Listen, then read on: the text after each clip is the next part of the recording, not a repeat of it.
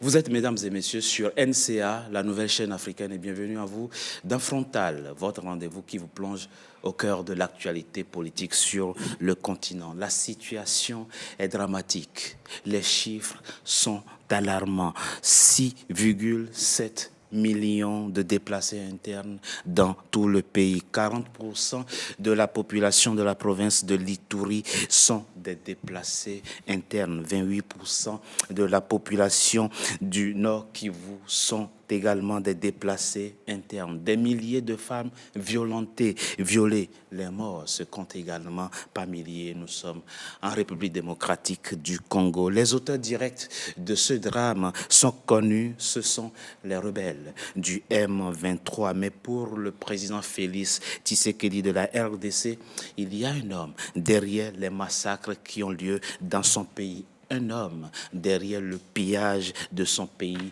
Il s'appelle Paul Kagame, le président du Rwanda. En campagne électorale en décembre dernier, il n'a pas exclu de déclarer la guerre au Rwanda. Mais le président Paul Kagame reste inflexible et se dit prêt pour la guerre. Après tout ce que son pays a connu, dit le président Paul Kagame, plus rien ne lui fait peur. Mais que se passe-t-il véritablement dans l'Est de la RDC? Comment mettre fin au drame que connaît ce pays? Les appels récemment lancés par les États-Unis et la France peuvent-ils mettre fin à ce qui est déjà considéré comme l'une des plus graves crises humanitaires que connaît le monde?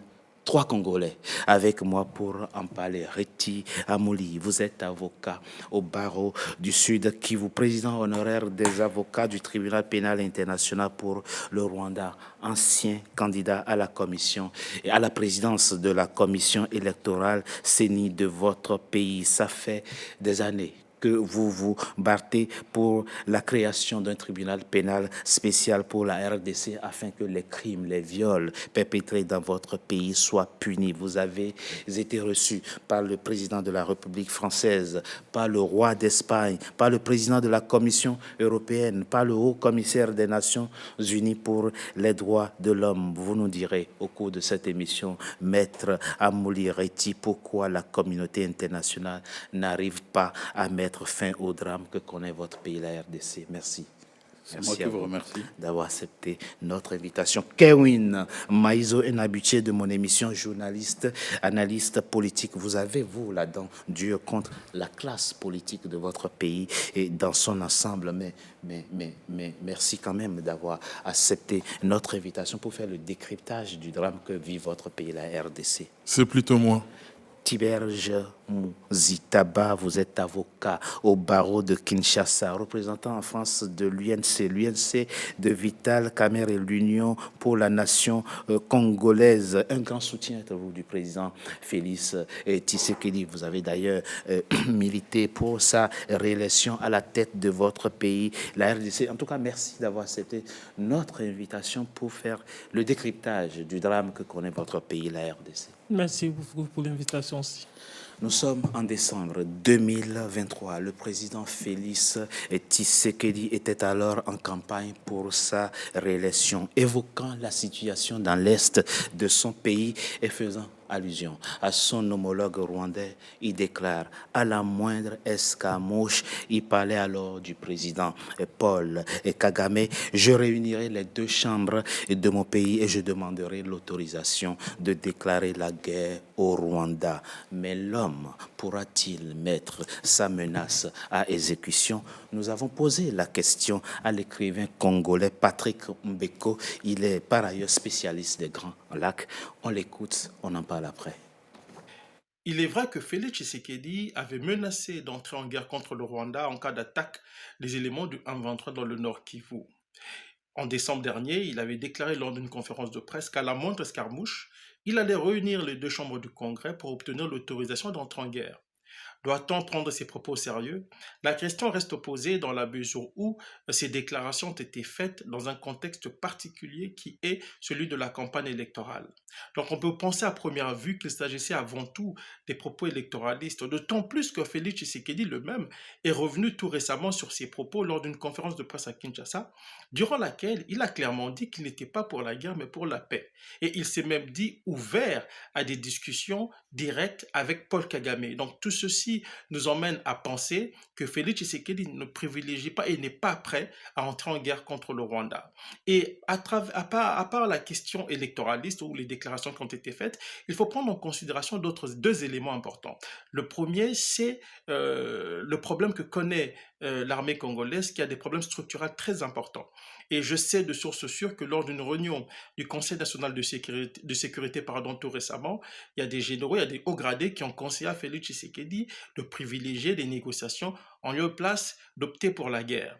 Un autre élément à prendre en considération, ce sont les pressions américaines, puisque les États-Unis, depuis un moment, veulent éviter toute escalade dans la région des Grands Lacs entre la RDC et son voisin rwandais. On se souviendra de la visite inopinée de la patronne des renseignements américains qui est arrivée, je crois, à Goma, à discuter avec Félix Tshisekedi avant de s'envoler pour Kigali et discuter avec Paul Kagame sur la question de la paix à l'est de la RDC. Les dirigeants américains ont plus d'une fois fait savoir qu'ils étaient contre l'intervention du Rwanda, la déstabilisation opérée par le Rwanda en RDC, même si ces déclarations restent teintées d'hypocrisie, il n'en demeure pas moins qu'il y a une réalité qui est qu'il y a des gens qui appellent à la désescalade et Félix Tshisekedi profite de la situation pour se ranger à cela. C'était donc Patrick Mbeko, l'écrivain et spécialiste des Grands Lacs, Kevin Maizo. Et récemment, le président Paul Kagame du Rwanda a fait une sortie où il dit « Moi, j'ai posé la question de savoir qui sont les gens du M23, quelle est leur nationalité. Et on m'a répondu qu'ils sont congolais. Et j'ai dit, mais s'ils sont congolais, qu'est-ce que moi, Rwandais, j'ai à voir avec ça? Quand des Congolais combattent d'autres Congolais, en quoi est-ce que c'est l'affaire des Rwandais? Que se passe-t-il, Kevin Maizo, dans l'est de votre pays, la RDC? Bon, le président Kagame ne peut que tenir ce genre de propos parce que c'est quelqu'un d'extrêmement changeant. Il applique ce qu'ils appellent au Rwanda les Ubwenge. Le Ubwenge, c'est un concept qu'on ne trouve que au Rwanda, c'est-à-dire un mélange de malice, mensonge, manipulation. Parce que dans la culture rwandaise, si nous on dit que la vérité libère, au Rwanda, on dit que la vérité tue. Donc c'est de la manipulation. Parce qu'il y a une interview du président Kagame que l'on peut retrouver sur Internet où il disait que les Blancs ont beaucoup pillé le Congo. Maintenant, il est temps que nous aussi, les Noirs, qu'on fasse de même. Et il a aussi déclaré que personne ne peut accéder au pouvoir à Kinshasa s'il ne passe par Kigali. Ça, il ne doit pas oublier. Alors, la manipulation sémantique qui consiste à envoyer des troupes régulièrement au Congo et à les appeler, à les congoliser, à les appeler rebelles. Parce que l'enjeu, c'est quoi? Si vous les qualifiez de Rwandais ou de personnes soutenues par le Rwanda, vous mettez en œuvre la résolution 3314, 33e Assemblée générale des Nations Unies. Qui dit quoi? Qui définit l'agression. Tandis que si vous parlez de rébellion, donc vous congolisez cette agression qui devient un problème de droit interne et qui n'est plus un problème de droit international. Donc, il ne peut dire que cela parce qu'il a en face de lui son missi dominici, Félix Tshisekedi. Vous confirmez que le Rwanda et son président Paul Kagame sont derrière le M23? Impliqués jusqu'au cou. Ils ne sont même pas derrière le M23. Le M23, c'est le nom d'un bataillon de l'armée rwandaise qui agresse le Congo. C'est comme ça qu'il faut dire ça. Oui, c'est comme ça qu'il faut dire. Et j'irai même loin. Tout ce que vous avez entendu au Congo, depuis l'AFDEL jusqu'au M23, c'est l'UNAR, l'Union nationaliste rwandaise de François Loukeba. Ce sont les différents noms qu'utilise l'armée rwandaise pour arriver au Congo. Autrement dit, AFDEL égale RCD Goma, égale M23, égale Tutsi Congolais, égale Banyamulenge, égale Twagiraneho égale ceci, égale cela. Donc c'est la même chose, au fait. C'est juste le nom qui change. Tiberge, Monsieur Tiberge Mozitaba, excusez-moi ma question, hein, il n'y a aucune espèce de mauvaise pensée derrière. Le président Félix Tshisekedi dit, à la moindre escarmouche, je demanderai l'autorisation des deux chambres et je déclarerai la guerre au Rwanda. C'est quoi l'escarmouche ici chez lui? S'il est établi, excusez-moi, hein, s'il est établi que le Rwanda agresse votre pays, la RDC, s'il est établi, comme il dit, que le M23 est un bataillon rwandais, que les femmes qui sont violentées chez vous, c'est le fait des Rwandais, que les déplacés, les millions de déplacés, c'est le fait des Rwandais, qu'est-ce qu'il faut comprendre par escarmouche chez le président Félix Tshisekedi? Alors, merci beaucoup. En fait, j'aimerais, pour la question, piocher un peu sur ce que vous avez passé comme vidéo, les spécialistes que vous avez présentés, M. Mbeko a dit. Les contextes qui a fait à ce que le président parle d'escarmouche étaient aussi différents. C'était d'abord la campagne et les peuples en ont assez avec les Rwandais. Ah, c'est un langage de communisme. Non, j'en arrive. Ah, d'accord. J'en arrive. Donc, d'abord, il faut essayer un peu de voir étape par étape. Et donc, dans une campagne électorale, il y a certaines choses, certains mots qu'il faut prononcer pour captiver aussi l'électorat. Ça, d'abord, c'est ça. Deuxième chose, c'est que les contextes que le président a parlé, vous voyez qu'il a cité la Constitution, parce que c'est la Constitution qui l'a dit, que pour déclarer la guerre, la RDC, pour qu'elle déclare la guerre, il faut réunir les deux chambres et demander la permission. Bien sûr, l'autorisation. Oui. Alors, à cette époque-là, quand le président en a parlé, les deux chambres étaient presque à la fin, parce qu'il y avait les élections qu'on organisait. Et à cette époque-là même, il n'y avait pas d'escarmouche que le président a parlé. Nous avons remarqué... La question, c'est quoi? Qu'est-ce qu'il faut comprendre par escarmouche? L'escarmouche, c'est qu'il mettait en garde les Rwandais. Contre quoi?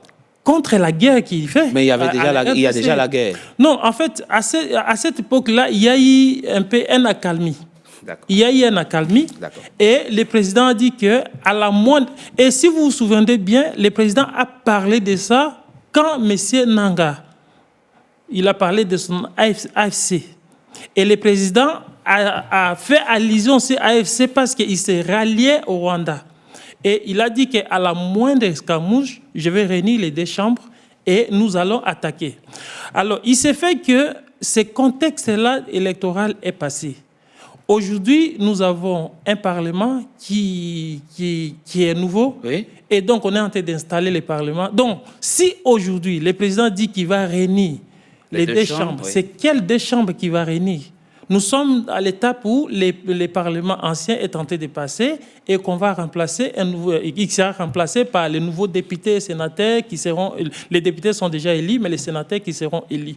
Donc, tous ces contextes-là ne permettent pas, je pense à mon humble avis, au président de déclarer cette guerre qu'il a préconisée. Mais aussi, il ne faut pas oublier que, Monsieur Richard, excusez-moi, je suis quelqu'un qui connaît la guerre. Non pas parce que j'étais militaire, mais parce que j'ai vécu la guerre. C'est vrai. Et des fois, les gens parlent de la guerre sur des plateaux télévisés, mais ils ne savent pas ce que c'est que la guerre. Et donc, connaissant cette réalité, parce que j'ai des cicatrices dans mon corps, connaissant cette réalité, je soutiendrai toujours que l'option de la guerre soit vraiment la dernière. Alors la dernière. Non, le dialogue, c'est la moindre des choses. C'est lié à la déclaration du président. Exactement. Je pense que j'ai essayé un peu d'expliquer et vous avez compris le contexte. La campagne électorale, comprendre le contexte. En tout cas, on va évoluer ici, Maître Amoli. Parlons sans langue de bois. Quelle analyse, quelle appréciation faites-vous de la situation qui prévaut aujourd'hui dans l'Est de votre pays et qui a poussé votre président à envisager l'éventualité d'une guerre contre le voisin rwandais? Si vous permettez, je voudrais d'abord demander à mon confrère de me dire exactement, il a connu la guerre, dans quelles circonstances et dans quelle situation, pour qu'on voit effectivement si on parle de la même guerre ou si on parle de la même chose. Alors là, on rentre dans la vie privée. Non, s'il y a une guerre, ce n'est pas privé. Juste un extrait. J'ai fini mes études en retard parce que j'ai été bloqué à l'Équateur pendant 6 ans. Ah, c'était pas en RDC, la guerre que vous avez connue, c'était pas en RDC. Équateur, c'est une province de la RDC. Ah, ok, d'accord. C'est à l'ouest. À l'ouest, c'est pas. Et j'ai été bloqué de la guerre qui opposait Jean-Pierre Bemba et le président de l'époque, Kabila Mzee. Et donc, les 6 ans, je l'ai passé à l'Équateur et je connais les stigmates de la guerre.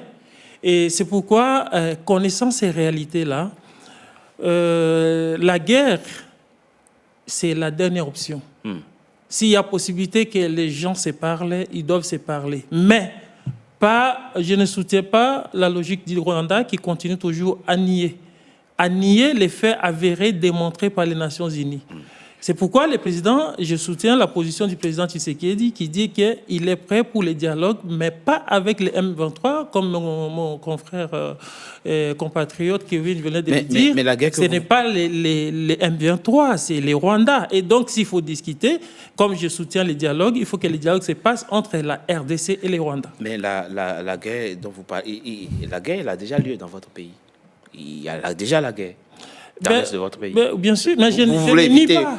Je ne nie pas. Mais je dis que, comme le président, il est dans la logique, il fait tout ce qui est à sa portée pour qu'il y ait un dialogue entre la RDC et les Rwandais. Mais si les Rwandais continuent à pousser les bouchons jusqu'au bout, je pense qu'il n'y aura pas le choix. Il n'y aura pas le choix. Et là, la RDC est en train de se préparer.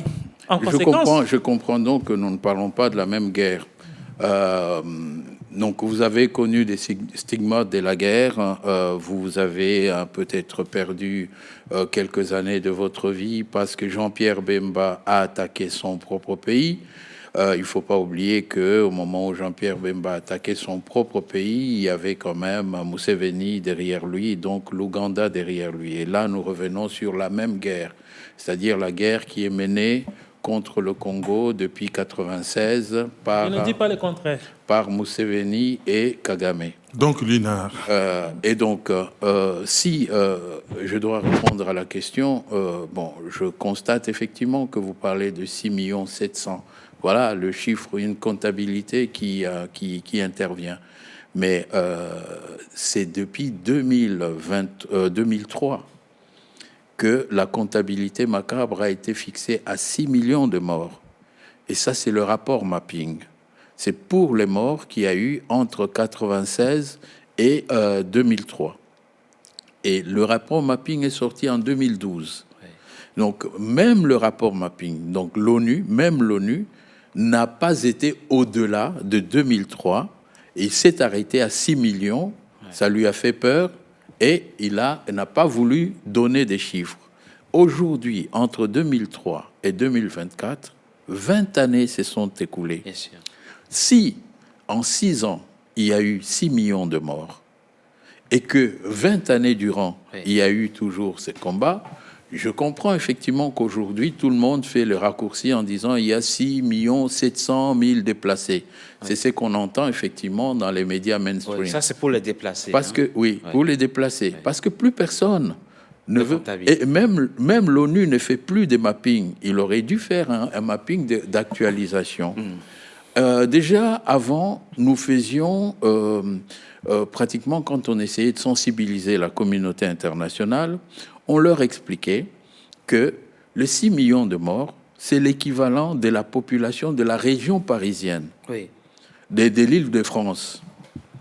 Eh bien, ils n'ont pas très bien compris. Dernièrement, nous avons fait une lettre ouverte à l'Union européenne pour leur faire comprendre encore la gravité de la situation. Vous savez qu'il y a en Europe des États où il n'y a pas plus d'1 million d'individus. Oui, bien sûr.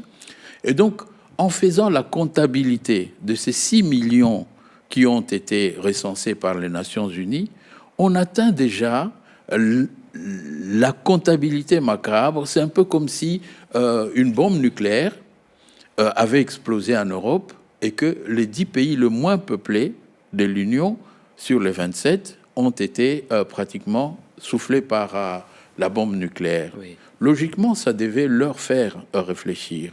Mais visiblement, les Occidentaux, et je parle aussi de l'ONU, ne semblent pas encore prendre l'ampleur, la mesure du drame. Et donc, maintenant, moi, j'ai fait la comptabilité des États européens qui, s'ils devaient être décimés, atteindrait éventuellement ces chiffres du Congo, parce qu'au Congo, maintenant, on parle entre 12 millions selon... Et 18 millions, il y a certains rapports qui vont jusqu'à 18 millions. Parce qu'il n'y a pas de mapping officiel d'actualisation. Et donc, mais l'analyse de la situation elle-même. Je voudrais juste arriver à dire ceci. Nous sommes donc dans une situation où il y a un drame contre l'humanité. Moi, je parle plus de crimes contre l'humanité, mais de drame contre l'humanité. Oui. Je ne parle pas d'Holocauste parce qu'il semble que ça, c'est réservé aux Juifs. Oui. Je ne parle pas de génocide parce que c'est rien, finalement, quand on constate ce que le Congo connaît par rapport à ce que d'autres... Par exemple, le Rwanda, c'était 800 000 morts au total. C'est ça. Mais les 800 000 morts, c'était Tutsi et Hutu confondus. Je ne veux pas ici qu'on pense effectivement que je fais de la double victimisation. C'est ça. Mais les juges eux-mêmes, au tribunal pénal international pour le Rwanda, à chaque fois qu'ils condamnaient en disant que la personne était responsable des crimes de génocide qui a visé les Tutsis et les Hutus modérés. Donc, il y avait des Tutsis et des Hutus modérés qui étaient là.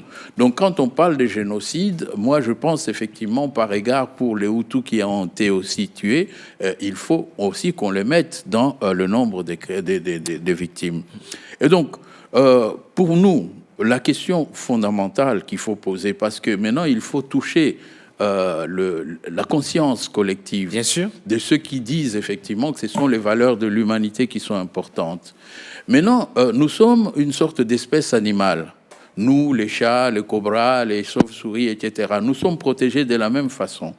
Mais la question fondamentale que moi j'ai posée à l'Union européenne, c'est de dire, à supposer que 6 millions de chiens européens sont complètement massacrés à la hache, au couteau, etc., ou 6 millions de chats, quelle serait votre réaction? La question, c'est un rapport à l'absence de réaction de la part de la communauté, exactement, de la communauté internationale. Mais allons-y. Alors, je vais juste terminer en disant, je leur ai dit, écoutez, je n'attends pas la réponse de votre part, je la connais, mais c'est dommage que vous puissiez être plus sensible lorsque vos chiens sont massacrés que lorsque les Congolais sont massacrés. Où est votre humanité? Où est notre humanité commune? C'est une comparaison pertinente. Kevin Maïzo, allons-y méthodiquement, puisqu'il y a des gens qui nous suivent qui ne sont pas Congolais. Repartons à la genèse du drame. Que veut le M23 et pourquoi le Rwanda arme le M23? Alors je vous pose la question comme ça parce que les États-Unis et la France ont demandé officiellement au Rwanda de retirer ses missiles de la RDC. Ça me suffit pour moi pour vous poser la question, pourquoi y a-t-il dans votre pays des missiles rwandais? Et plus globalement, que veulent les rebelles du M23? Comment est née la crise? Qu'est-ce qu'ils veulent? C'est quoi leur revendication? La crise, c'est que la République démocratique du Congo a toujours été un facteur d'ajustement structurel par rapport à l'économie mondiale. C'est un pays extrêmement riche et le grand capital mondial a décidé de le mettre en coupe réglée. Vous vous souviendrez, et c'est très documenté, que depuis 1942, les États-Unis ont classé certains minéraux congolais comme étant des produits essentiels à la sécurité intérieure des États-Unis. Oui. Donc derrière la guerre, c'est les complexes militaro-industriels américains avec la Grande-Bretagne et les Five Eyes, c'est-à-dire la Grande-Bretagne, l'Australie, la Nouvelle-Zélande, voilà, les 5 pays anglophones et le Canada. Donc c'est eux, avec le président Bill Clinton et Madeleine Albright qui ont armé le Rwanda pour agresser le Congo. Donc, pourquoi ne pas aller acheter directement chez les Congolais, les minéraux congolais? Non, c'est la stratégie du chaos. C'est-à-dire qu'il faut piller ces pays et récupérer les minéraux, les voler, les prendre à vil prix. Vous savez que pendant qu'il y a la guerre, dans cette partie du pays, il y a des aéroports partout dans la brousse où des minéraux décollent à longueur de journée et on sait où ça va. Ça va où? Mais partout, y compris en Europe. L'Europe venait de signer un contrat avec le Rwanda pour, c'est ce qu'ils appellent chaîne de valeur et de résilience pour des minéraux. Oui, c'est vrai, on reviendra effectivement sur des minéraux que le Rwanda n'a pas. Et la Banque mondiale avait validé un document où le Rwanda était premier producteur de coltan au monde, les coltans que le Rwanda n'a pas. Donc c'est une guerre de prédation et le Rwanda, c'est les sous-traitants des anglo-saxons et un État mercenaire qui joue un rôle néfaste. En fait, il y a les commanditaires, les Occidentaux, les sous-traitants, certains pays africains, dont le Rwanda et l'Ouganda, et les exécutants, certaines personnes à Kinshasa. C'est quoi le motif officiel? Il faudra franchement qu'on aille droit au but. Oui. La question du Rwanda et des États-Unis est une question qu'il faut situer en 1989-90. Au moment où des gens qui étaient des Ougandais, citoyens ougandais, Paul Kagame était pratiquement patron de renseignement militaire ougandais, dans l'armée ougandaise. Au moment où ils essayent d'attaquer le Rwanda pour rentrer chez eux, parce qu'ils étaient réfugiés, oui. Et à ce moment-là, les États-Unis, la France et le Congo, le Zaïre, à l'époque, interviennent au nom des accords de coopération et de défense qu'ils ont. De la même façon que nous avons fait venir, au nom des accords de défense, la SADC, on a fait venir le CAC. Mais maintenant, le problème, c'est que quand ces gens-là ont été foutus à la porte, ce qui s'est passé, c'est que Bill Clinton, le président américain, a fait venir Kagame aux États-Unis pour le former. À quoi? Il a formé Kagame, non pas à lancer des missiles, si, il y avait dans le programme de formation le lancement des missiles qui avaient abattu l'avion. Du président Habyarimana. Du président Habyarimana. Mais, plus important, Paul Kagame lui-même, patron des services de renseignement militaire ougandais, a été formé à la stratégie, à la technique d'opération psychologique. Lorsque, au Congrès, Cynthia McKinney, congressiste, demande au Congrès américain comment est-il possible que vous utilisez l'argent des contribuables pour aller faire violer les femmes au Congo et massacrer des gens au Congo, Bill Clinton, son administration répondra: nous n'avons pas envoyé des munitions et d'armes au Congo, au Rwanda. Nous aidons le Rwanda dans l'opération psychologique. Non, mais maître, en 90, Kagame n'était pas encore président. Non, ça c'est là c'est après. C'est après que le génocide ait lieu. Après la mort de Habyarimana. Après la mort d'Habyarimana. C'est à ce moment-là que Cynthia McKinney avait posé la question au Congrès. Parce que la formation c'était en juin 90 à Fort Leavenworth au Kansas. Voilà. Donc, il était encore en Ouganda. C'est en 90. Aux États-Unis. Oui. Alors, il faudra savoir une chose. Lorsque cette question était portée devant le tribunal pénal international pour le Rwanda, par la plupart des équipes de la défense, ça devenait embêtant et ennuyeux. Les États-Unis ont envoyé l'ambassadeur Prosper, qui était en charge des crimes de guerre, prendre réunion avec les juges du tribunal et leur donner instruction de ne pas considérer l'affaire du Rwanda comme étant une affaire internationale. Les juges ont pris une décision sous la forme de ce qu'on appelle constat judiciaire. Le constat judiciaire, c'est qu'à un certain moment, les juges n'ont plus besoin d'écouter vos preuves ni de vous entendre.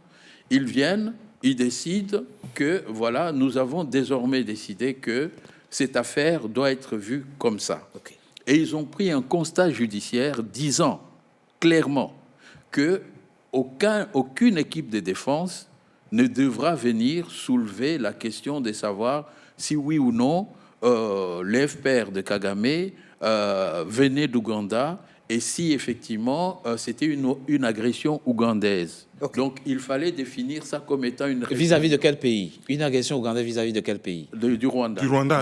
Du Rwanda. Mais maître, alors, faisons coup et revenons au M23. Mais c'est que justement ce qu'il vous a dit. Oui. Il n'y a pas de M23, donc il y a eu les FPR pour attaquer le Rwanda de manière à pouvoir éventuellement gérer la région. Il y a eu par la suite le même FPR qui a attaqué le Congo. Et on a beau dire que ce sont des Congolais... Ils ne sont pas Congolais, c'est des Rwandais? On a beau dire que c'était des rebelles, mais vous savez, le meilleur moment d'écouter les gens, c'est lorsqu'ils ont gagné. Lorsqu'ils ont gagné, lorsque Mobutu était parti, les gens à Museveni lui-même a expliqué comment ils ont organisé l'attaque du Congo. Bizimakara a expliqué. Tous, ils ont dit qu'ils avaient besoin seulement des gens, des Congolais, pour pouvoir leur permettre d'avancer. De faire valoir. Donc, ils avaient besoin de faire valoir. Et cela, l'histoire le dit. C'est que Kabila lui-même, qui a pris le pouvoir au nom de l'AFDEL... Kabila père. Oui. Il a dit lui-même clairement, écoutez, ces gens-là, ce ne sont pas des Congolais. Ces gens-là, ce sont des Rwandais. On fait évoluer la parole très rapidement. Tibège Moussitaba, pardon. Maître Amouli, évoquant la question de la genèse du M23, en tout cas c'est l'appellation officielle, a évoqué Kabila père, qui, on le sait, a pris le pouvoir dans les conditions qu'on connaît, en chassant Mobutu du pouvoir. Est-ce qu'on peut dire que le problème, le malheur commence là, quand il a fait entrer des Rwandais aux Zaïre pour aller chasser Mobutu du pouvoir? Mais sans mâcher les mots, vous avez touché le point, M. Richard. Les malheurs qu'on connaît là, c'est la genèse, comme Maître l'a expliqué. Oui. C'est un problème qui s'est passé entre deux pays, l'Ouganda, le Rwanda. Ça n'intéresse pas la RDC, même si Mobutu à l'époque, avec son aura, il pouvait influencer d'une manière ou d'une autre. Mais si le Congo connaît ce qu'il connaît aujourd'hui, la base, c'est l'AFDEL. Parce qu'en fait... Les Congolais que Kabila justement, a fait entrer... Qu'est-ce qui se passe? Les Rwandais que Kabila a fait entrer au Congo. Qu'est-ce qui se passe au Congo? C'est que Mobutu, vers la fin de son règne, oui, il est devenu faible. L'armée n'était pas organisée. Un désordre total. Les pays étaient vraiment dans les chaos, disons. Et avec cette faiblesse-là, Kabila profite avec... aujourd'hui, en fait, Kabila était comme aujourd'hui les M23 qu'on parlait. Donc, les Rwandais, les Ougandais l'ont pris, ils l'ont utilisé, et eux-mêmes l'expliquent. Oui. Ils l'ont mis devant, et ils sont venus. Une fois accédés au pouvoir, ils ont réussi à chasser Mobutu. Maintenant, ils ont profité à infiltrer toutes les institutions, toutes les couches de la RDC. Et il essaye de revendiquer, comme Maître l'a dit, il se réveille de son sommeil, il essaye de chasser ces gens-là, mais il a été surpris que ce n'était pas facile pour lui. Heureusement que c'est les Congolais qui l'ont sauvé, parce que malgré tout, même s'il est un enfant prodigue, mais il est fils maison. Les Congolais l'ont sauvé. Quand les Rwandais... Sauvé qui? Ils ont sauvé Kabila. Quand les Rwandais voulaient contre-attaquer, prendre la base de Kitona pour venir prendre le pouvoir à Kinshasa, les Kinois en particulier ont dit non. Ouais. Et c'est comme ça qu'ils ont sauvé. Mais malgré ça, ils ont réussi à éliminer. À éliminer physiquement. Maintenant, l'infiltration a réussi son coup. Oui. Et Kabila fils remplace son père. Oui. Maintenant, c'était difficile pour lui de tenir. Jusqu'à ce que cette infiltration a continué. Tshisekedi, il vient avec les 18 ans de Kabila fils. Tshisekedi, il vient maintenant, il prend un pouvoir où le pouvoir est infiltré jusqu'à la moelle épinière. Je propose qu'on... Donc, c'est raison pour laquelle vous voyez que, malgré qu'il y a les présidents Tshisekedi essaient un peu de tenir, mais chaque jour, on arrête les traîtres. Qui ont infiltré, Exactement, et cette guerre est longue et difficile, parce que le Congo est infiltré jusqu'à la moelle épinière. Je propose qu'on marque une courte pause. On se retrouve dans quelques instants pour la suite de notre émission. À tout de suite.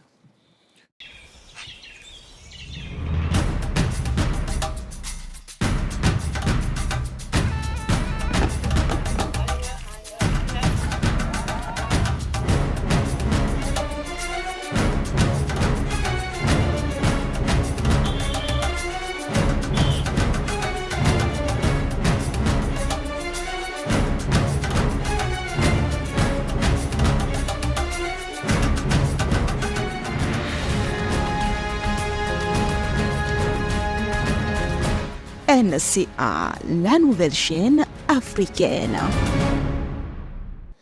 C'est la suite de notre émission dont le numéro de ce jour est consacré à la RDC qui connaît dans sa partie Est une rébellion sanglante, une rébellion qui entraîne la violence dans ce pays, la RDC qui a une maison. Nous sommes le 19 février 2024. L'Union européenne signe un protocole d'accord avec le Rwanda sur les chaînes de valeur durables pour les matières premières. Et un accord qui intervient peu de temps après que les États-Unis et la France ont appelé le Rwanda à quitter la RDC. Comment comprendre le sens de cet accord, alors même qu'un pays membre de l'Union européenne ordonne au Rwanda de quitter, de cesser l'agression et de quitter la RDC avec ses missiles, l'Union européenne signe un protocole d'accord avec le Rwanda. Comment comprendre ça? Ça peut se résumer par un mot, l'hypocrisie. Les Occidentaux sont hypocrites. Ils souffrent le chaud et le froid. Ils sont derrière le Rwanda qui agresse le Congo, bénéficient des matières premières et de temps en temps lancent des incantations, entre guillemets, pour demander à ce que la guerre s'arrête. On a vu comment ils se sont comportés lorsque l'Ukraine a été envahie par la Russie. On voit comment ils se comportent par rapport au conflit au Moyen-Orient, Israël-Gaza. Alors pour le Congo, c'est juste nous déplorons, nous condamnons, nous demandons, nous supplions. Il n'y a pas de mesures. Il y a une charte des Nations Unies qui doit être respectée. Alors si cette charte n'est pas respectée, notamment par rapport au chapitre 6 et au chapitre 7, c'est parce qu'il y a des insuffisances côté congolais. Vous savez, le président congolais a déclaré, pince sans rire et en public, que il demandait aux Congolais de ne pas défendre des morceaux de terre parce que notre pays devient l'EAC. L'interview est publique, ça existe. On ne peut pas nous prendre... Le président Félix Tshisekedi? Oui. On ne peut pas nous prendre au sérieux par rapport à cela. Le président Tshisekedi, il y a un des membres du M23 qui a déclaré qu'ils ont été invités à Kinshasa par Tshisekedi, hébergés par lui pendant 14 mois. Dernièrement, dans sa conférence de presse, lui, il est sain, il n'en sait rien, c'est son ministre de l'Intérieur. Mais lui n'a pris aucune sanction contre le ministre Kankonde qu'il aurait fait. Il prétend que pour engager la guerre contre le Rwanda, il faut qu'il réunisse le Congrès. Sauf qu'on ne réunit le Congrès que lorsque le président attaque, lorsqu'on engage une guerre. Mais lorsqu'on se défend. Parce que si vous lisez les documents qui nous servent de constitution, déjà à l'introduction, on reconnaît que nous sommes membres de l'ONU conformément à la Charte des Nations Unies. La Charte des Nations Unies dit à l'article 51, disons, que toutes les mesures prises par la Charte, il faut que les relations internationales se fassent paisiblement, ne remettent pas en cause les droits à la légitime défense du pays. Donc, lorsque vous vous défendez, vous n'avez pas besoin de réunir les congrès qui lisent la Constitution. Vous pensez que dans la situation actuelle, il est possible pour votre pays, la RDC, de déclarer directement la guerre? L'état-major congolais peut déclarer directement la guerre au Rwanda? Le président peut directement déclarer la guerre au Rwanda du moment que nous nous défendons sans passer par les congrès. C'est une interprétation théologique de la Constitution. Non, en fait, ne faisons pas l'amalgame. Le droit de défense est différent avec la déclaration de la guerre. Si on dit déclarer la guerre à un pays, ça veut dire qu'on attaque ce pays-là. Oui. Mais là, C'est pour ça que je posais la question au départ. Maintenant, lui, en fait, les compatriotes, il dit qu'on peut se défendre et puis on déclare la guerre. Non. Je n'ai pas dit ça. J'ai dit qu'on n'a pas besoin de congrès pour se défendre. Justement, c'est ce que et déclarer la guerre, je le prends dans le sens de demander à l'état-major d'engager les opérations. C'est ça que je voudrais dire. Ça veut dire que là, ce que vous dites là, on les fait. Raison pour laquelle, jusqu'à présent, ils tentent pour prendre Goma. Non, on ne le fait pas. Parce qu'on est en train de se défendre. Mais le problème, c'est quand on veut déclarer la guerre au Rwanda, à ce moment-là, nous mettrons tous les outils en œuvre pour que nous attaquons les Rwandais. Je vous informe que le président Tshisekedi n'a pas encore fermé la frontière avec les Rwandais et que les relations diplomatiques avec les Rwandais vont bon train. Les agents d'immigration du Congo et du Rwanda travaillent dans le même bâtiment à Goma et que tout ce qui le Rwandais continue d'utiliser le ciel congolais. Donc tout ce qu'on nous déclare, c'est de la poudre de perlimpinpin. Je peux finir mon raisonnement. En fait, monsieur Richard, vous comprenez ce point, il est en train de dire. Je comprends ce qu'il dit. Il est en train de dire aujourd'hui, déclarer la guerre. Oui. Vous êtes dans une. C'est pour ça que moi je vous posais la question. Oui. Ça veut dire quoi, escamouche? Le préalable que fit le président Félix Tshisekedi en parlant d'escamouche, qu'est-ce qu'on veut encore comme escamouche quand son pays est déjà attaqué et que ses compatriotes sont massacrés? C'est ce que je posais comme question. Mais peu importe. Enfin, son point, c'est que quand on est en situation de se défendre. En tout cas, c'est ce qu'il dit. Hein, c'est ce qu'il dit. Votre constitution n'oblige plus le président à demander à réunir les deux. Non, ça c'est la n'est pas bon. J'évite les termes, mais en fait, ça dépend de la compréhension de la lecture des textes. Chacun a sa façon de lire. D'accord. Mais la déclaration de la guerre qu'on veut dire ici, c'est que nous voyons que les Rwandais nous menacent toujours. Et le président veut déclarer une guerre contre les Rwandais. C'est différent avec la défense de la... Ça veut dire que les Rwandais nous attaquent, nous défendons. Mais au moment où nous disons que maintenant nous déclarons la guerre au Rwanda, d'abord, quand on dit déclarer la guerre, ça veut dire que le pays tout entier sera en état de guerre. C'est vrai, vous avez raison. Vous avez raison. Je suis totalement d'accord avec vous. Vous avez raison. Effectivement. Il y a certaines restrictions. Et qui est exposé aussi. Donc là, à ce niveau-là, nous n'en sommes pas. C'est pourquoi nous n'en sommes pas là. C'est pourquoi le président préconise toujours un peu de dialogue, que les Rwandais viennent sur la voie de dialogue. Parce que si le président s'engage sur la guerre, le peuple congolais est prêt pour faire la guerre, mais seulement le président, il voit aussi. C'est l'autorité suprême du pays. Il analyse tout ce qui est sur sa table. Et les moments où il verra que toutes les tentatives qu'il a faites, ça ne marche pas, il ne marche pas ces mots, il dit que s'il faut aller à la guerre, on va y aller. Mais pour l'instant, il y a les efforts internationaux, il y a des pays internationaux qui essaient de nous aider. Nous ne nous défendons pas. Oui, nous ne nous défendons pas. C'est l'autorité suprême. Donnez-moi, avant que je vienne à vous très rapidement, mais donnez-moi un acte politique, mais un seul, que le président Félix Tshisekedi a déjà posé pour manifester, mais alors de façon vigoureuse et forte, son mécontentement par rapport à l'agression de son pays par le Rwanda. Qu'est-ce qu'on retient depuis que ces gens-là, le M23, massacre et pille la RDC? Qu'est-ce que le président a été réélu pour un second mandat? Qu'a-t-il fait de façon concrète, mais un acte politique posé pour manifester son mécontentement et sa désapprobation par rapport à l'agression dont est victime son pays? Écoutez, M. Richard, le président, quand il parcourt toutes les villes du monde pour dénoncer, c'est déjà un acte où personne, même son prédécesseur, ne l'a pas fait. Déjà, c'est un acte fort.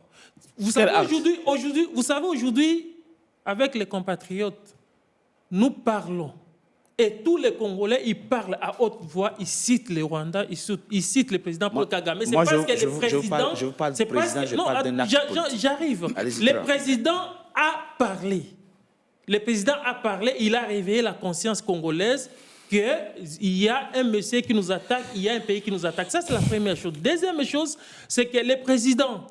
En fait, ne cédons pas à tout ce qui se passe sur les réseaux sociaux. Il y a les pays qui se défendent. Il y a aussi des pertes énormes du côté du camp adverse. Merci pour votre réponse. Merci. Je m'excuse. Merci. On ne va pas se laisser ridiculiser. Non. On ne va pas se laisser ridiculiser. À ce point. Sérieusement, posons la question. Non. Sérieusement, maître, dites-moi, quand on est attaqué, on s'arme et on se défend. On nous dit que le M23, c'est 5000 hommes à peu près. Le président Félix Tshisekedi, pendant son premier mandat, a entrepris de restructurer son armée, l'armée congolaise. Encore une fois, lorsqu'on est victime d'une agression, on se défend par tous les moyens. D'abord, on privilégie l'achat d'armes, l'armement pour se défendre. Qu'est-ce qui fait que on ne voit pas sur le terrain une victoire militaire contre le M23 qui n'est composée, selon les spécialistes, que de 5000 hommes? Qu'est-ce qui se passe? Il dit le président parle. Mais normalement, quand on est attaqué, on ne parle pas, on agit. Monsieur on se Richard, défend. moi, non, c'est là que c'est, monsieur. S'il vous plaît, s'il vous plaît. Mais non, lui, non, s'il vous plaît, c'est lui. On parle de la RDC ici. Ici, il n'y a plus de camp. Hein. Enfin, quand les rebelles tirent, ils ne tirent pas à l'endroit de proche du pouvoir ou de l'opposition. Exactement. Ils tirent sur tous les Congolais. Exactement. Donc, c'est une thématique transversale qui concerne tout le monde ici. Il n'y a pas de prise de position partisane ici. Nous avons été suffisamment humiliés par le Rwanda pour être encore humiliés par ceux qui ont le pouvoir aujourd'hui.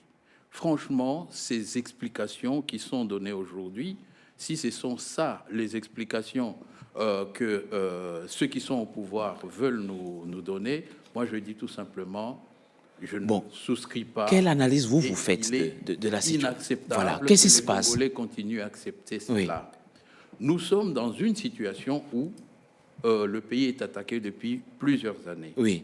Et on peut considérer que l'armée congolaise a été suffisamment mobilisée, suffisamment formée pour pouvoir éventuellement aller au-devant, justement, de ces 3 rébellions qui se sont... Et qu'est-ce qui se passe alors? Alors, ce qui se passe, c'est très simple. Il se passe tout simplement que le peuple est délaissé.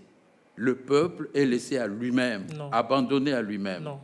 À chaque fois que l'armée congolaise a essayé de riposter en se disant c'est notre mission de riposter, il y a toujours eu des contre-ordres venus de Kinshasa.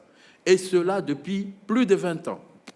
Contre-ordre venu de la présidence. Qui disent quoi? Que ce soit Kabila le fils. Reculer, c'est ce qu'il le fait. Kabila le fils, etc. Mamadou Ndala, qui était tout à fait prêt à en découdre en fonction justement de ses devoirs militaires, a été plusieurs fois arrêté pratiquement dans son offensive parce qu'on lui disait stop. Et à chaque fois qu'il y avait un général qui conduisait la guerre comme il se devait, à chaque fois Kinshasa intervenait pour dire stop. Alors, on a pensé à un certain moment que c'était une histoire, une maladie de Kabila, que l'on considérait effectivement comme n'étant pas de nationalité claire. Mais toujours est-il qu'aujourd'hui, ce qu'on est en train de nous faire, franchement, je dois dire clairement, Tshisekedi est en train de nous faire un bébé dans le dos. Bon, alors... non, je ne le dis pas seulement pour déclarer. Son chef d'état-major à Goma, tout récemment, a dit, écoutez, on nous attaque, mais nous, on ne peut pas riposter. Pourquoi? Parce que les politiciens nous ont demandé d'observer et de prendre le monde à témoin. Voilà. Mais je vais... Alors, vous avez une MONUSCO... Mettons les choses dans son contexte. Les Congos... Vous avez une MONUSCO qui observe. Vous avez le CAC qui observe. Vous avez la SADC qui observe. Et l'armée nationale du pays dit, voilà, bon, on nous attaque, mais nous avons reçu instruction de la part des politiciens qu'il faut observer. Bon. Première chose. Deuxième chose, vous parlez de convoquer le Congrès et tout le reste. Ça, c'est du pipeau. Moi, je ne voudrais même pas qu'on en discute, parce qu'en fait, quand on commence à se réfugier derrière une procédure, c'est qu'il faut regarder effectivement sur le fond qu'est-ce qu'il y a. Bon, de toute façon, ça prend que quelques minutes. Il a la majorité à l'Assemblée nationale. Ça devrait passer. Oui, mais c'est une formalité. Sauf qu'on oublie qu'au moment où il a déclaré ça, il venait quand même de passer presque 5 ans à gouverner par état de siège. Mais à la décharge. Donc, à ce moment-là, quand il gouverne par état de siège, qu'est-ce qu'il a fait? Il a confisqué le pouvoir du Parlement. Il a gouverné pendant ce temps. Mais qu'est-ce qu'il a fait pendant ce temps? Il n'a rien fait. Bon, après avoir fait cette déclaration, pourquoi il empêche aux militaires qui sont sur place, qui sont attaqués, de réagir, de riposter? Pourquoi il empêche? C'est ça la question. Mais la question trouve une réponse chez lui-même. Il a dit à nos militaires, il a dit à la réunion du Conseil supérieur, ne défendez pas un morceau de terre, ça ne sert à rien de défendre un morceau de terre. Et puis, ce n'est pas quelque chose que l'on doit prendre à la légère. C'est dommage qu'on discute sur la procédure, mais le vrai problème qui se pose avec le gouvernement Tshisekedi, c'est pratiquement la signature des accords de l'EAC, où l'article 4, justement, de ces chartes de l'EAC dit que quand vous signez pour devenir un État fédéré. Et c'est ce qu'il est en train de nous faire vivre aujourd'hui. C'est comme si nous n'avions plus de pouvoir personnel, nous n'avions même plus le pouvoir de nous défendre, notre armée ne peut plus agir et les hommes politiques n'agissent pas. C'est ridicule. Moi, je dis tout simplement, on en arrive au point où le peuple devra à un certain moment foutre tout ce monde dehors. Alors, et le front de cette guerre ne se trouve pas à Goma, se trouve à Kinshasa. Il faut commencer d'abord. Alors, déjà, il faut dire à la décharge du président Félix Tshisekedi, Maître Reti a évoqué une situation qui dure depuis 20 ans. Le président Tshisekedi n'est pas au pouvoir depuis 20 ans. Il est là que depuis 5 ans. Mais c'est lui qui a signé les accords. Voilà, d'accord, très bien. Ça n'a pas empêché de très bien. Et on ne peut pas non plus oublier qu'il a hérité d'une armée qui n'était pas totalement. Oui, mais on ne peut pas aussi oublier qu'en héritant de cette armée, il a nommé des généraux issus du RCD Rwanda dans des provinces en guerre. Ça aussi, on ne l'a pas oublié. On est en train de faire une description sans comprendre véritablement la cause. Parce que ceux qui ici comprend pourquoi on ne se défend pas, pourquoi on donne instruction à l'armée de ne pas se défendre. Parce que le président Kagame l'a dit, les minéraux que nous volons aboutissent où? Et il les vole avec qui? Pourquoi tu sais que Kagame? Il a dit quoi? Il a dit on m'accuse de voler des minéraux. Oui. Mais ces minéraux qui se retrouvent à Dubaï et en Belgique, ça finit où? Qui achète ces minéraux que nous sommes censés voler? Et nous les commerçons avec qui? Parce que le problème, c'est quoi?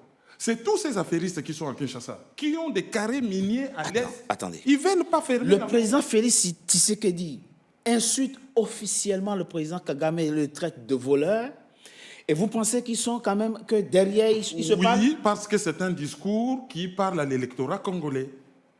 C'est un discours qui parle à l'électorat congolais. Donc, en fait, M. Richard, les problèmes qu'il faut... Il faut savoir de toute façon que Kagame, comme je vous ai dit, bon, c'est effectivement une production américaine. Ça, il faut le dire. Oui, d'accord. Si on essaie éventuellement de ramener la question entre Kagame et les États-Unis, et Félix, on se trompe. Le problème, il est américain. Les Américains veulent éventuellement régenter le Congo comme ils le souhaitent, et les Américains veulent aussi protéger le Congo de leur façon, les minéraux du Congo, leurs ressources, de leur façon. Les Occidentaux aussi essayent éventuellement de suivre, dans la logique justement de l'OTAN, ils essayent de suivre éventuellement quels sont leurs intérêts stratégiques. Et quand on revient par exemple sur la signature de l'accord UE-Congo, bon, il faut savoir, tout à l'heure on a parlé comment fonctionne la diplomatie européenne. La diplomatie européenne, elle fonctionne de manière comme une sorte de pieuvre. C'est que par exemple, la France peut être pratiquement rejetés par un pays, mais ils passeront par un autre pays européen pour pouvoir éventuellement introduire les mêmes demandes que la France ne pouvait pas satisfaire. Donc, ils sont 27, ils ont une représentation, mais au moment où les uns sont en train de signer des accords, souvenez-vous, le Polonais, qu'est-ce qu'il est allé faire? Il a signé des accords militaires avec le Rwanda, le Polonais, pendant que les autres signaient d'autres accords, d'autres types d'accords. Il faut savoir une chose, c'est que le problème du Congo, c'est les ressources minières. Et les ressources minières du Congo sont aujourd'hui plus qu'importants parce que l'Europe sait que Trump risque éventuellement de leur couper les vivres militairement. L'Europe commence à se refaire militairement. Il a besoin des ressources autonomes. Il a besoin des ressources autonomes. Et les États-Unis savent exactement que au moment où, avec l'affaire d'Ukraine, ils vont commencer à fournir beaucoup plus d'armes, malheureusement, ce sont les minerais du Congo dont ils vont servir à fabriquer l'industrie militaire. Pour pouvoir éventuellement faire fonctionner une économie durable, c'est-à-dire écologique, mais qui va être allée pratiquement dans les missiles qui vont éventuellement s'abattre. On utilise plus de 1000 missiles par jour dans la guerre sur l'Irak. Je propose qu'on marque une courte pause. Pas l'Irak, l'Ukraine. On se retrouve dans quelques instants pour la troisième et dernière partie de notre émission. Tout de suite.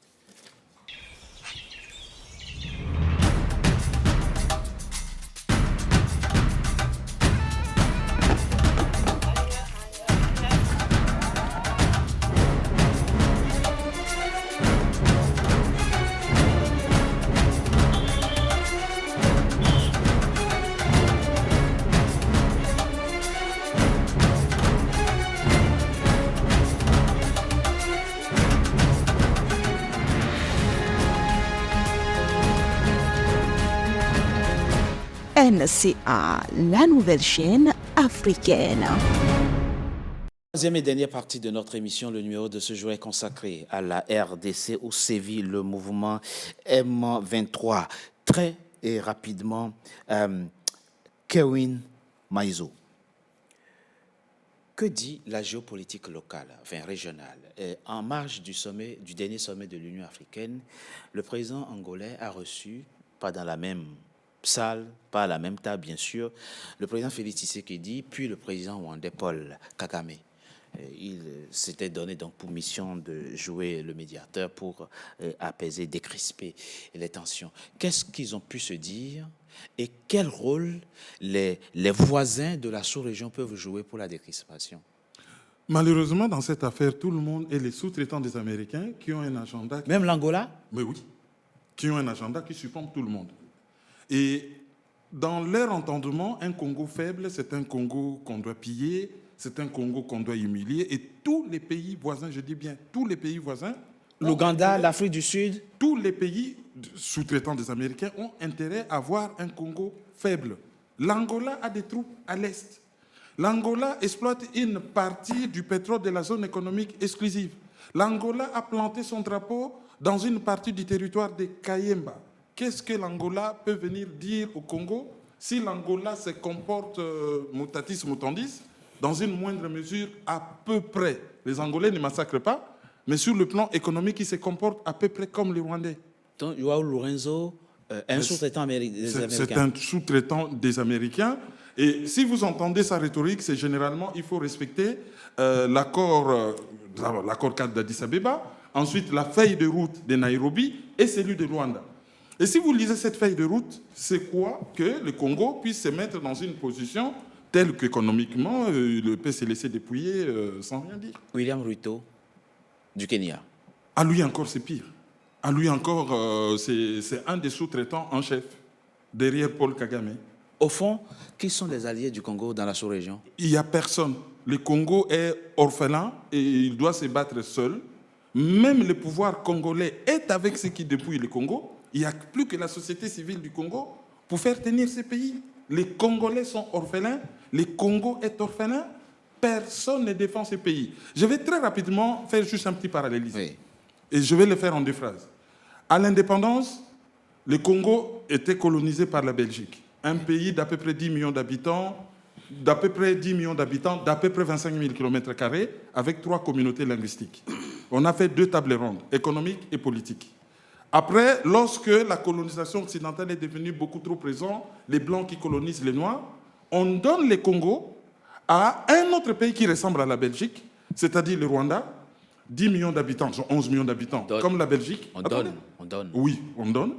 le Congo au Rwanda, 3 communautés linguistiques, à peu près 11 millions d'habitants, 26 338 km², et ils vont faire aussi 2 tables rondes.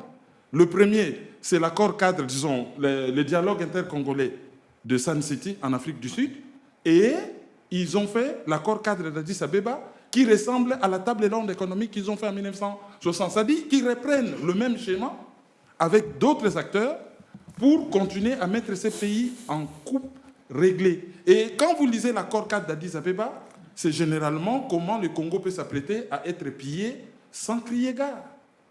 Tout simplement. Comment envisagez-vous la suite?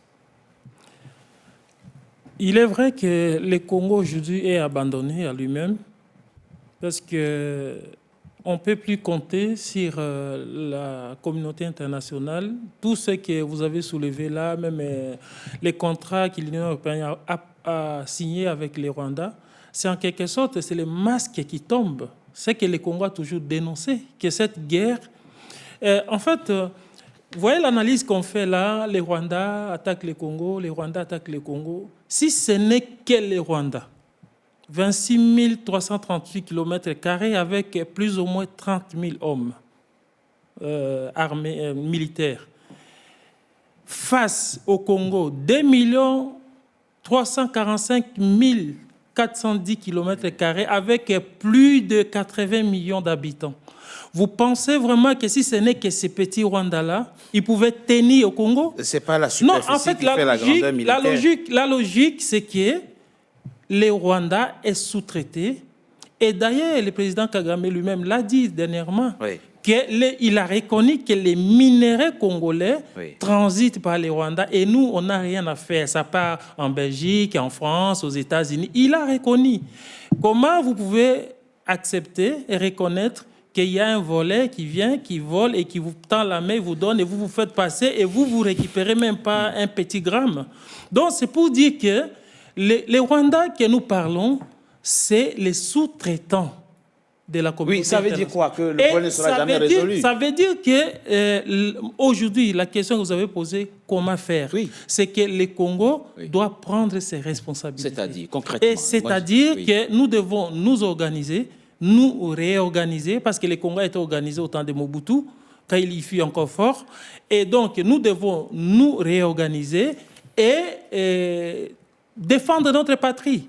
Et c'est que le président fait aujourd'hui. Vous ne trouvez pas que vous avez assez perdu du temps? Nous avons perdu du temps parce que les circonstances de l'histoire ont fait que nous perdons ce temps-là. Mais aujourd'hui, nous essayons de nous réorganiser. C'est vrai, je l'ai dit en amont, que ce n'est pas facile parce que vous voyez, Monsieur Richard, je vous donne un fait simple. Vous prenez les noms qui vous prenez la ville comme Goma, oui, où les représentants de la NER du Nord Kivu, avec son adjoint, on l'arrête, présumé collaborateur du Rwanda. La NS, c'est l'agence de renseignement, hein? Exactement. Les services Donc, de renseignement. ça veut dire que, ce que je vous disais, le Congo, les Rwandais, avec ses alliés, a fait assez qu'il a infiltré le Congo, à tel point que même si vous voulez vous organiser, ce n'est pas facile. Et nous sommes dans un gouffre où nous essayons de nous organiser. Je pense qu'aujourd'hui, nous devons taire un peu nos divergences, nous Congolais, pour essayer un peu de nous mettre ensemble et mettre l'ennemi dehors. Si nous voulons seulement tenir ce discours-là, c'est celui-là, c'est celui-là, nous n'allons pas nous en sortir de cette...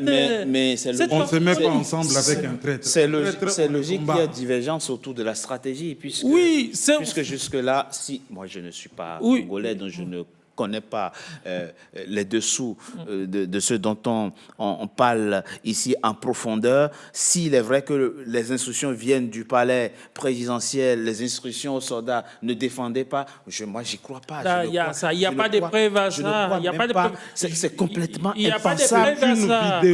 En fait, ce discours-là, c'est pour discréditer les présidents, les pouvoirs en place. Mais moi, ce que je dis, je demande ici, nous demandons que nos chers compatriotes,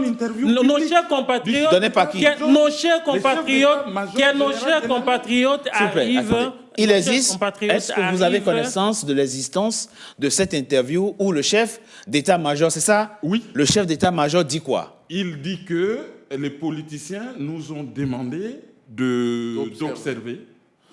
Vous êtes au courant de ça ou non, pas? le contexte, c'est pas ça. Ah. Le contexte, c'est que l'accord de Luanda, la fête de route de Luanda et d'autres accords qu'on a signés, on a demandé que le Congo arrête d'avancer.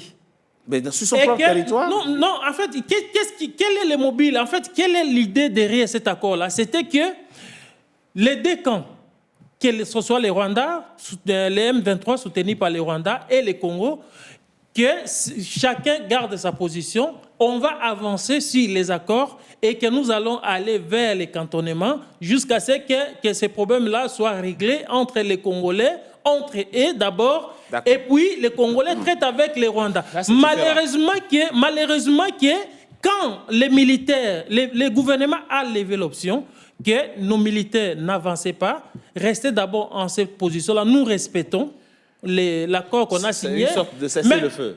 Voilà. Malheureusement, les Américains. malheureusement, non, attendez, j'ai fini. Malheureusement, comment peut imaginer qu'on laisse des gens comme ça venir expliquer pourquoi il faut laisser tuer les Congolais? Ouais. Donc, deux secondes, on le laisse finir. On le laisse finir 2 secondes. Le contexte qui a été signé, le Congo était de bonne foi. Mais malheureusement que l'adversaire n'est pas de bonne foi. Raison pour laquelle le président l'a dit, que l'option de la guerre n'est pas exclue. Mais seulement, il privilégie d'abord les dialogues. Et que ces dialogues-là passent avec les Rwandais et non les M23. Donc, mettons chaque chose dans son contexte. C'est pas que le général s'est levé, il a dit que non, la hiérarchie a dit qu'on n'attaque pas, on reste là, qu'on vienne vous parlez de l'accord de Luanda. Nous faire mourir. Non. Vous parlez de l'accord de Luanda. Maître, rapidement, oui. Si on considère la temporalité des choses, est-ce que l'interview dont vous parlez est intervenue dans un contexte où... C'est récent. Oui, c'est un contexte bien... Il faut mettre les choses dans les contextes, mon cher. On va remettre les choses dans les contextes. C'est récent, c'est la guerre de Saké. Ce n'est même pas Bunagana, c'est pas... C'est lorsqu'on attaque Saké, la population était exaspérée, les gens dans la brousse, on lui pose la question, pourquoi vous ne vous dépendez pas? Il dit, les ordres viennent des politiciens, les politiciens nous ont dit de ne pas nous défendre, d'observer. Et je réinsiste. Depuis que le président... D'observer, ça veut dire que laisser les défis venir nous attaquer, puis... Depuis que le président Tshisekedi crie au Rwanda nous agresse, les Rwandais nous agressent, il n'a pas encore rompu les relations diplomatiques avec les Rwandais. Il n'a pas encore fermé la frontière avec les Rwandais. Rwandais continuent d'exploiter l'espace aérien congolais. Et pire, le président du Parlement avait demandé à certains parlementaires de quitter les groupes armés. Et on enchaîne que certaines personnes au pouvoir à Kinshasa ont des carrés miniers, ils font commerce des minerais avec Paul Kagame. On ne fait des Congolais? Oui, au pouvoir. Jusqu'au sommet de l'État. Ils font des affaires avec le président Paul Kagame. Avec le Rwandais, mais ils exploitent les minéraux. Mais vous comprenez que l'infiltration est toujours là. Non, mais en fait, il y a certains compatriotes qui aiment plus les pays que les pays. D'accord, très bien. Et c'est ce que nous condamnons. On dénonce les nôtres qui sont des traîtres. Le Congolais doit prendre conscience que son pays, c'est son pays.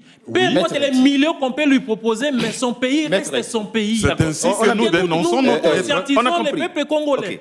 Maître Reti, très rapidement, il y a deux choses. Même dans le cadre de la CEAC, il n'est pas possible de mettre en place une force sous-régionale pour aider votre pays.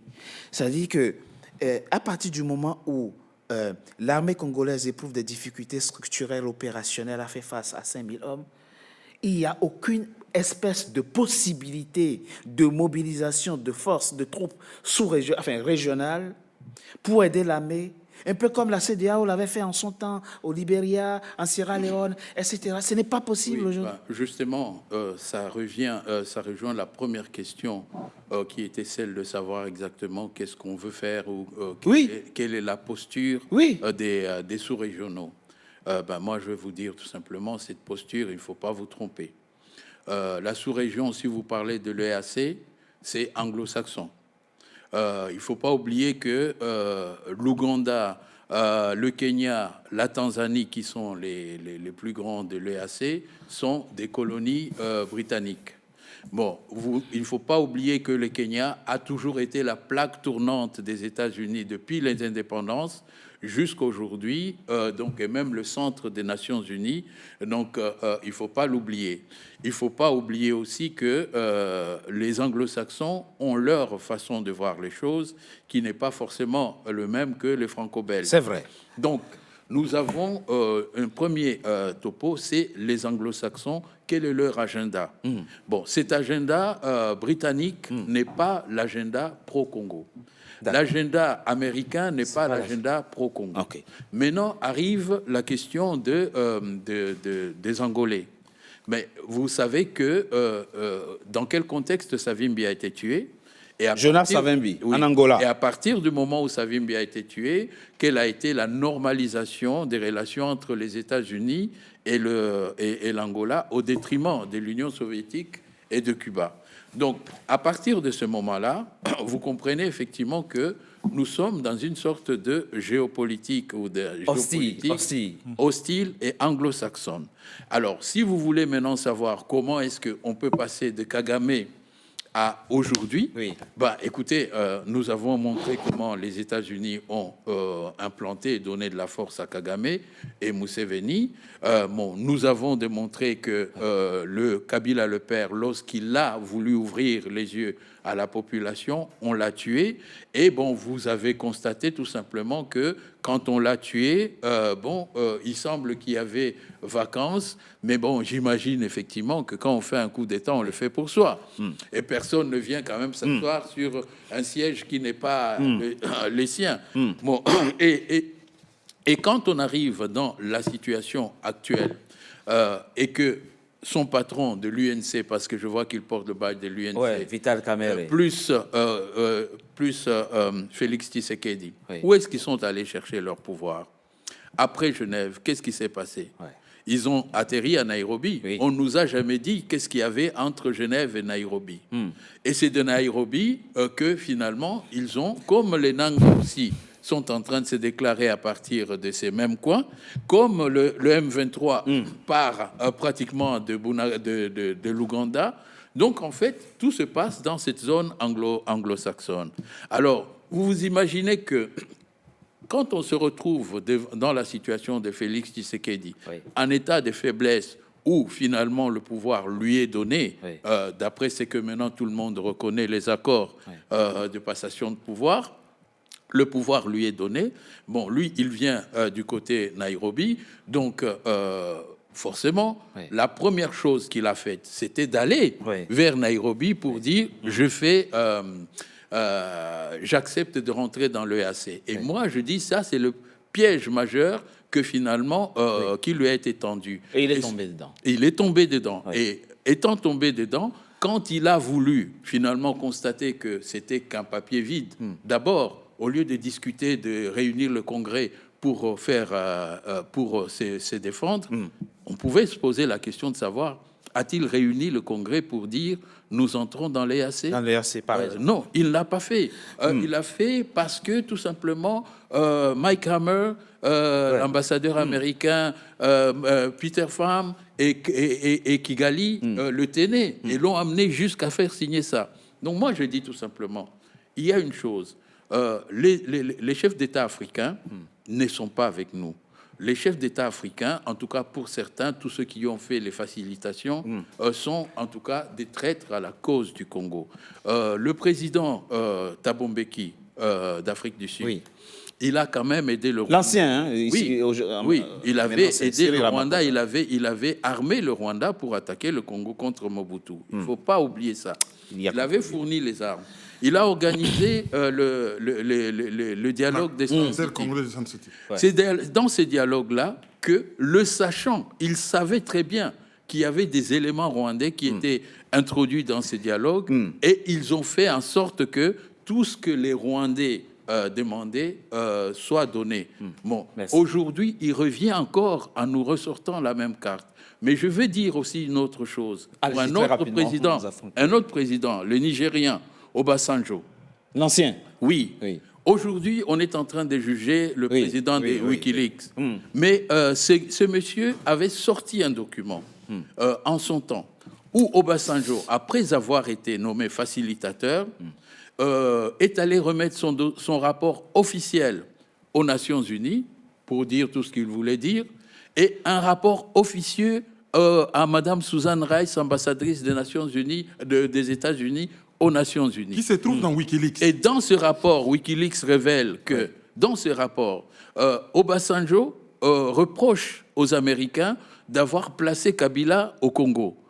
Kabila fils. Oui. Il dit voilà, lui, il n'est pas des trempes à gérer les Congolais. C'est trop pour lui.